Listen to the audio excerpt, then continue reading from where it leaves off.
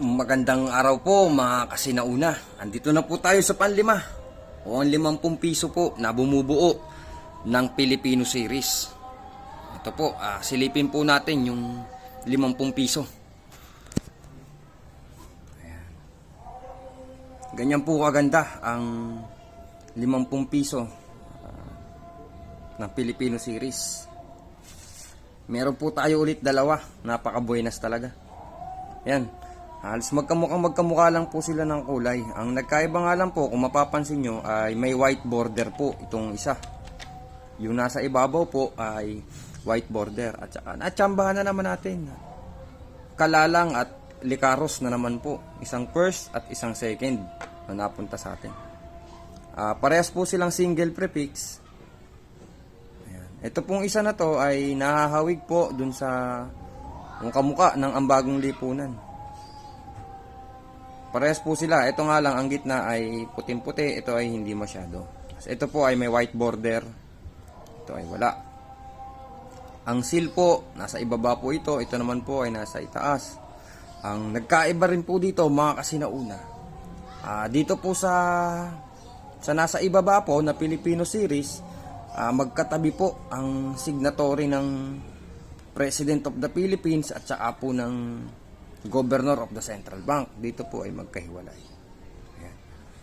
Alfonso Calalang po at saka po Gregorio Licaros. Ayan. Kumbaga first and second po siya. Dito nga po pala, yung print po na 50 piso ay medyo may guhit.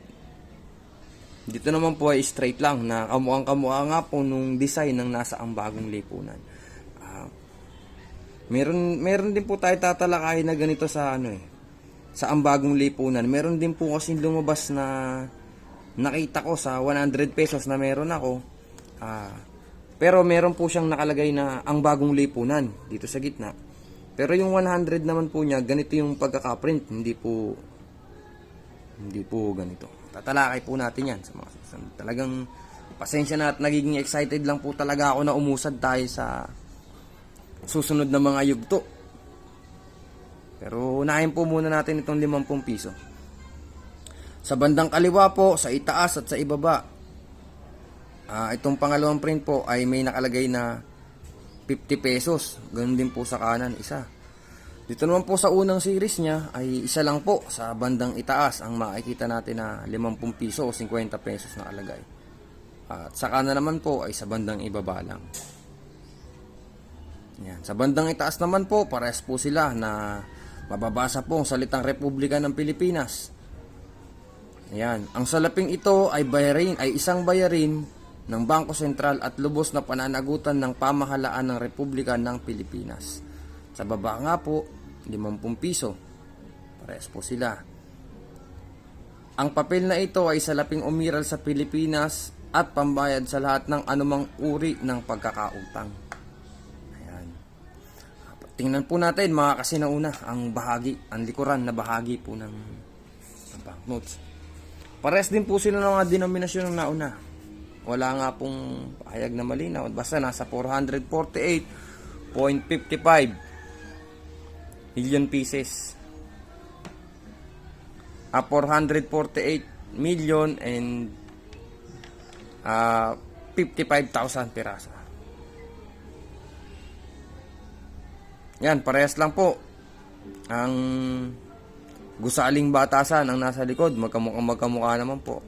Sa bandang itaas po, ang pinakaiba lang po niya, sa bandang itaas po nitong nasa itaas o nasa ibabaw ay 50 piso.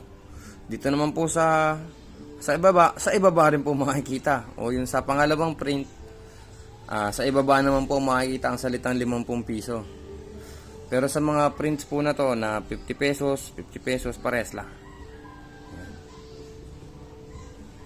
Gusaling batasan nakalagay po. May konti nga lang po talagang pagkakaiba. Pero parehas po sila na Filipino series. Balik na po tayo sa harapan at para sa huling sulyap muli at para makausad po tayo sa ikahuling bahagi ng ating Philippine series, ang pang-anim na bumubuo sa kanya. Ang kasunod po nitong 50 piso.